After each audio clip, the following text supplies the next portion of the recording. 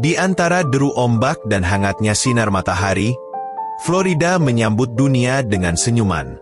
Setiap tahunnya, jutaan orang datang berlibur, menikmati pantai-pantai putihnya, taman hiburannya yang megah, dan suasana tropis yang seolah menjanjikan pelarian dari kenyataan. Namun bagi sebagian orang, justru disinilah mereka menghadapi kenyataan paling pahit dalam hidup. Florida, dengan semua pesonanya, menyimpan krisis yang terus membesar. Tunawisma bukan lagi hanya potret kelam di sudut kota. Ia telah menjadi wajah yang akrab, hadir di mana-mana. Di trotoar, di bawah jembatan, di depan toko, atau bahkan di tenda-tenda darurat yang berdiri di samping jalan utama. Berdasarkan data terbaru, Florida menempati peringkat ketiga di seluruh Amerika Serikat dalam jumlah tunawisma terbanyak. Di tahun terakhir saja, tercatat lebih dari 25.000 orang hidup tanpa tempat tinggal tetap. Dan angka ini hanya mencerminkan mereka yang terdata. Di balik layar statistik, masih banyak yang tersembunyi, mereka yang tidur di mobil, di sofa rumah teman, atau berpindah-pindah setiap malam tanpa arah yang pasti. Kota-kota besar seperti Miami, Tampa, Orlando, dan Jacksonville menjadi epicentrum dari krisis ini. Di pusat kota, krisis perumahan memaksa banyak orang keluar dari apartemen mereka, sementara tempat penampungan tidak mampu menampung semuanya. Tapi masalah ini tidak hanya terjadi di kota besar. Bahkan kota-kota kecil di Florida ikut merasakan tekanan yang sama, karena biaya hidup terus naik dan bantuan sosial tak lagi memadai. Mereka yang menjadi tunawisma bukanlah satu jenis orang. Ada pensiunan yang tak mampu lagi membayar sewa. Ada ibu tunggal yang harus memilih antara makanan untuk anaknya atau uang sewa bulanan. Ada veteran militer yang membawa luka batin dari medan perang, dan tak pernah benar-benar pulih setelah kembali ke rumah. Dan ada pula anak muda yang tumbuh dalam sistem perawatan negara, lalu terlempar ke jalan setelah usianya tak lagi masuk dalam batas bantuan. Florida pernah dikenal sebagai tempat untuk memulai kembali hidup. Tapi kini, bagi banyak orang, justru disinilah hidup mereka kehilangan pijakan. Sistem yang seharusnya melindungi, kini tak mampu menjangkau. Di tengah panasnya matahari tropis, ada dingin yang tak terlihat. Dingin dari keterasingan, dari hilangnya harapan, dari malam-malam panjang tanpa atap. Dan itu semua terjadi di negara bagian yang katanya penuh dengan peluang. Setiap hari, ribuan langkah kaki berlalu di trotoar Florida. Sebagian besar melangkah cepat, menuju kantor, toko, atau halte bus. Tapi di sela-sela keramaian itu, ada mereka yang tidak bergerak, tidak terburu-buru, tidak punya tempat tujuan. Mereka duduk bersandar di dinding toko kosong, atau berbaring di bangku taman, mencoba tidur meski siang masih terik. Bagi mereka, jalanan bukan hanya persinggahan. Jalanan adalah rumah. Hidup di jalanan bukan sekadar tentang kehilangan atap. Itu tentang bertahan dari hari ke hari, dalam dunia yang terus bergerak cepat dan seringkali berpaling muka. Tak ada rutinitas pasti, tak ada rasa aman. Tidur bisa berarti dibangunkan polisi. Makan bisa berarti mencari sisa makanan di tempat sampah, atau mengantre panjang di dapur umum. Mandi, jika beruntung, bisa dilakukan di toilet umum yang buka hanya beberapa jam sehari. Kehidupan di jalanan bukan hanya tentang kesulitan fisik. Ini tentang kesendirian yang mencekam. Hubungan sosial perlahan hilang. Keluarga menjauh. Teman menghilang. Orang-orang melihat tapi tak benar-benar melihat. Mereka hanya berjalan lebih cepat, atau berpaling, seolah menghindari kenyataan yang tak ingin mereka hadapi. Banyak dari mereka yang hidup di jalanan sebenarnya bekerja. Ya, mereka punya pekerjaan, tapi upah yang diterima tak pernah cukup untuk menyewa tempat tinggal. Apalagi di Florida, di mana harga sewa melonjak jauh melebihi upah minimum. Maka mereka tidur di tenda, bangun pagi-pagi, membersihkan diri semampunya di toilet umum, lalu bekerja seharian, hanya untuk kembali tidur di jalan malam harinya. Dan untuk yang tak bekerja, Mereka mengandalkan bantuan makanan dari organisasi amal atau kebaikan sesama. Tapi bantuan tidak selalu tersedia. Dan rasa malu juga tidak pernah benar-benar pergi. Di jalanan, cuaca menjadi musuh utama. Saat musim panas datang, suhu bisa mencapai lebih dari 38 derajat. Dehidrasi, sengatan panas, dan kelelahan menjadi ancaman nyata.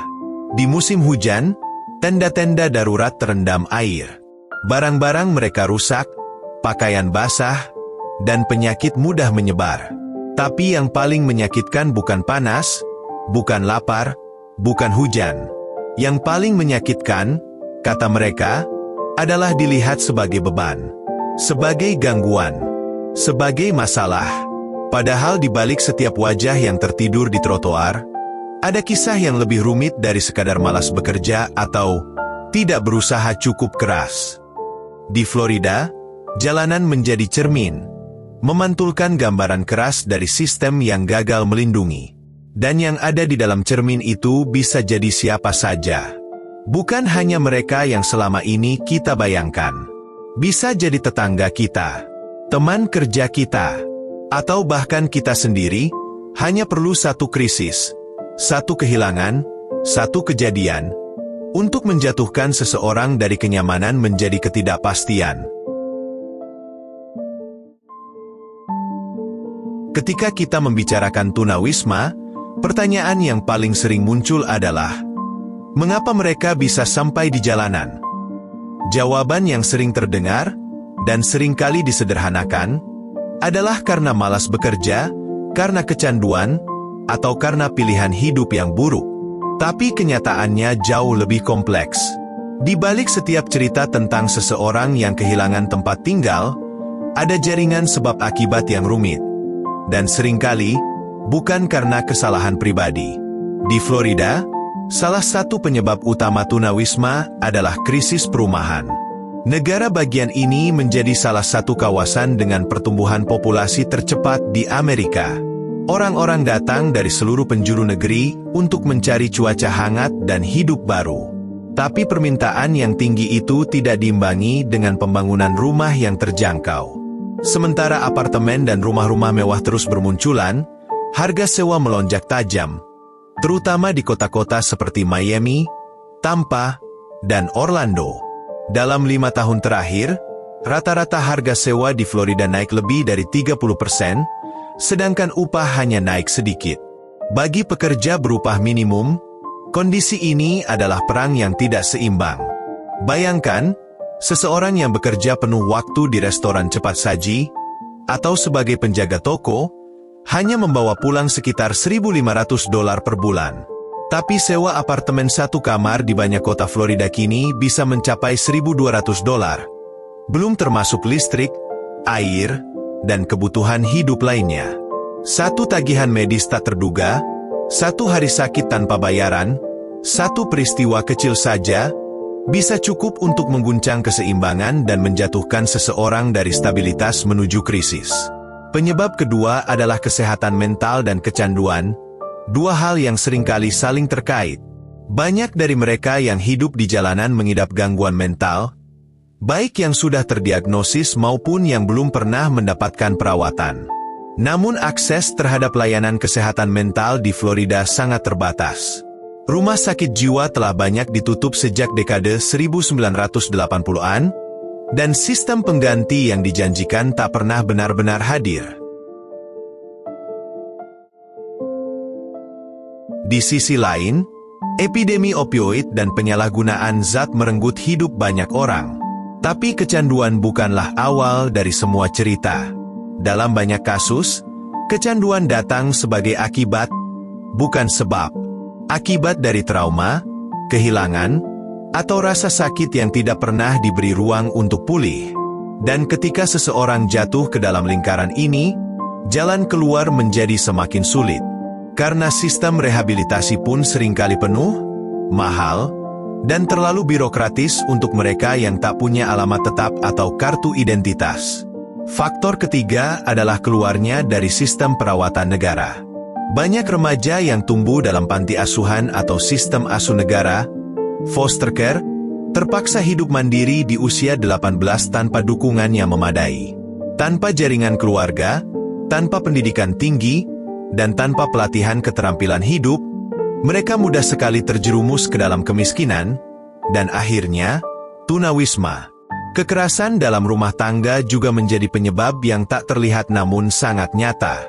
Banyak perempuan, dan juga pria, yang memilih tidur di jalanan daripada tetap tinggal dalam lingkungan rumah yang berbahaya. Tapi ironisnya, di jalanan pun mereka tetap tidak aman. Dan ada satu penyebab lagi yang seringkali dilupakan, bencana alam. Florida, sebagai negara bagian rawan badai, seringkali menghadapi kerusakan masif akibat topan dan banjir. Bagi mereka yang hidup dalam kemiskinan, satu badai saja bisa berarti kehilangan tempat tinggal secara permanen. Dan bagi banyak orang, asuransi properti adalah kemewahan yang tak mereka miliki. Pada akhirnya, tunawisma bukanlah akibat dari satu keputusan buruk. Ia adalah hasil dari sistem yang penuh celah, sistem yang gagal melindungi mereka yang paling rentan. Tunawisma bisa terjadi pada siapa saja. Butuh waktu bertahun-tahun untuk membangun stabilitas, tapi cukup beberapa minggu untuk kehilangan semuanya. Jadi saat kita bertanya, mengapa mereka di jalanan? Mungkin pertanyaan yang lebih tepat adalah, mengapa sistem kita membiarkan mereka jatuh sejauh ini? Ketika krisis tunawisma semakin terlihat di kota-kota Florida, perhatian pun mengarah pada mereka yang memegang kuasa, para pembuat kebijakan. Apa yang sudah dilakukan pemerintah? Dan, yang lebih penting, apakah upaya itu benar-benar membantu? Dalam beberapa tahun terakhir, negara bagian Florida dan pemerintah kota di berbagai wilayah telah meluncurkan berbagai program. Beberapa di antaranya menjanjikan, seperti bantuan sewa darurat, pembangunan tempat penampungan baru, atau investasi pada layanan rehabilitasi dan kesehatan mental. Namun di balik inisiatif itu, muncul kenyataan lain, pendekatan yang tidak selalu berakar dari solusi jangka panjang, melainkan dari kebutuhan politik jangka pendek.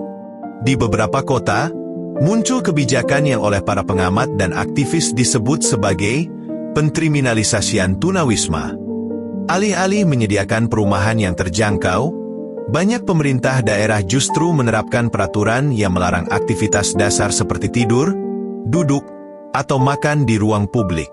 Akibatnya, mereka yang tidak punya rumah bukan hanya kehilangan tempat tinggal, mereka juga kehilangan hak untuk sekadar hadir di ruang publik. Di Fort Lauderdale, pernah terjadi penangkapan terhadap seorang pria lansia berusia 90 tahun, hanya karena ia membagikan makanan kepada tunawisma di taman kota. Sementara itu, di Tampa dan Orlando, aparat seringkali menggelar razia terhadap kamp-kamp darurat, tenda-tenda dibongkar, barang-barang disita, dan tak jarang, orang-orang diusir tanpa tahu harus pergi kemana. Bagi sebagian pejabat kota, tindakan ini disebut sebagai penegakan ketertiban umum. Mereka beralasan bahwa kehadiran tunawisma dapat mengganggu pariwisata, memengaruhi bisnis lokal, dan menciptakan masalah kebersihan. Tapi bagi banyak orang, ini adalah bentuk pengusiran diam-diam, bukan penyelesaian. Dan disinilah letak kontroversi besar itu. Apakah kebijakan pemerintah sungguh ditujukan untuk menolong, atau hanya untuk menyembunyikan persoalan? Bahkan dalam program-program yang berniat baik, sering muncul pertanyaan soal efektivitas. Bantuan sewa, misalnya, kerap kali memiliki proses birokrasi yang panjang dan rumit. Seseorang yang kehilangan tempat tinggal seringkali tidak memiliki dokumen, rekening bank, atau akses internet, semua hal yang justru dibutuhkan untuk mengakses bantuan. Layanan kesehatan mental pun menghadapi masalah serupa. Di banyak wilayah, pusat rehabilitasi kewalahan, kekurangan tenaga, atau hanya melayani pasien dengan asuransi. Bagi mereka yang hidup di jalanan, akses terhadap terapi atau perawatan intensif seringkali hanyalah ilusi. Kontroversi juga muncul dalam skala legislatif. Baru-baru ini, Muncul usulan undang-undang yang akan membatasi pendanaan untuk program perumahan berbasis komunitas, sambil memperluas kewenangan aparat untuk membubarkan kamp tunawisma. Para pendukungnya menyebut ini sebagai langkah tegas dan perlu. Namun para kritikus menyebutnya sebagai pembungkaman sistemik terhadap mereka yang tak bersuara. Di balik semua ini, ada satu pertanyaan mendasar. Apakah kebijakan publik di Florida sungguh dirancang untuk membangun jembatan? Atau hanya untuk membentengi kota dari warganya yang paling rentan? Karena jika kebijakan hanya berpijak pada ketertiban, tanpa keadilan, pada penampilan, tanpa empati, maka solusi yang dihasilkan bukanlah pemulihan, melainkan penghapusan secara perlahan dari ruang-ruang publik. Dan di tengah semua perdebatan itu, yang hilang adalah suara mereka yang paling terdampak. Suara mereka yang setiap malam tidur di trotoar, bukan karena pilihan, tapi karena tidak ada tempat lain untuk pulang. Di tengah suramnya krisis tunawisma di Florida, masih ada secercah cahaya. Sebuah harapan yang tumbuh bukan dari gedung-gedung tinggi pemerintah, melainkan dari akar rumput, dari komunitas lokal, organisasi nirlaba, bahkan warga biasa yang menolak untuk diam. Di kota Gainesville, sebuah program bernama Grace Marketplace telah menjadi contoh bagaimana pendekatan berbasis kasih dan kemanusiaan bisa membawa perubahan nyata. Grace bukan sekadar tempat penampungan. Ia adalah kampus kehidupan, memberikan makanan, tempat tidur, layanan kesehatan, rehabilitasi, hingga pelatihan kerja dalam satu lokasi terpadu. Program ini mengusung pendekatan housing first, bahwa kebutuhan dasar seperti tempat tinggal harus dipenuhi terlebih dahulu sebelum membahas hal lainnya.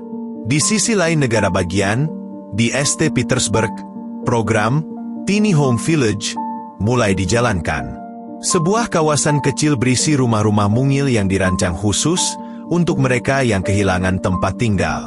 Setiap unit dilengkapi listrik, AC, dan akses ke dapur dan kamar mandi bersama. Meski sederhana, bagi banyak orang, rumah kecil ini menjadi simbol kembalinya martabat. Mereka punya kunci, punya ruang sendiri, dan yang paling penting, punya alamat untuk memulai kembali hidup. Tak sedikit juga inovasi datang dari kelompok relawan dan gereja-gereja lokal. Di Jacksonville, sekelompok pensiunan membentuk tim bernama Mobile Care Unit. Dengan kendaraan van yang dimodifikasi, mereka keliling kota memberi layanan kesehatan gratis, pakaian bersih, dan bahkan potong rambut bagi para tunawisma. Mereka tidak menunggu perubahan dari atas. Mereka menciptakan perubahan dari bawah. Beberapa kota mulai melibatkan mereka yang pernah mengalami tunawisma dalam perencanaan kebijakan. Karena siapa yang lebih memahami kebutuhan mereka? Selain mereka yang pernah berada di sana, mereka menjadi penasihat, koordinator program, bahkan staf di shelter. Ini bukan hanya memberi kesempatan kedua, tapi juga mengubah sistem dari dalam, dengan suara dan pengalaman yang otentik. Florida juga mulai melihat potensi teknologi sebagai bagian dari solusi. Beberapa startup sosial bekerja sama dengan pemerintah kota untuk menciptakan aplikasi digital yang memungkinkan orang mengakses layanan darurat, menemukan tempat makan gratis terdekat, atau memeriksa ketersediaan tempat tidur di shelter hanya dengan ponsel. Teknologi tidak lagi menjadi alat eksklusif. Di tangan yang tepat, ia menjadi jembatan penyelamat. Memang, tantangan masih besar. Tapi upaya-upaya ini membuktikan satu hal penting. Bahwa ketika komunitas bersatu, dan ketika kemanusiaan menjadi dasar kebijakan, maka perubahan bukan hanya mungkin, tapi nyata.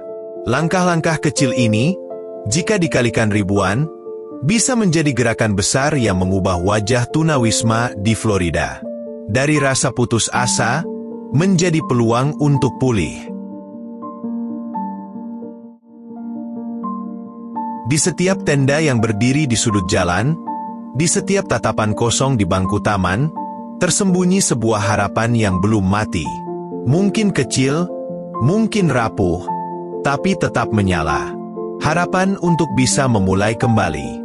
Harapan untuk kembali dipandang sebagai manusia, bukan sebagai masalah. Tunawisma bukanlah kutukan. Ia bukan akhir dari cerita. Ia adalah kondisi yang bisa diubah, bukan hanya oleh kebijakan, tapi juga oleh kepedulian. Karena di balik statistik dan angka, ada wajah-wajah nyata. Ibu yang berjuang demi anaknya. Veteran yang pernah mengabdi, kini terlupakan. Pemuda yang tumbuh tanpa bimbingan, namun masih bermimpi menjadi lebih baik. Masa depan akan selalu menjadi pilihan. Apakah kita memilih untuk mengabaikan atau merangkul?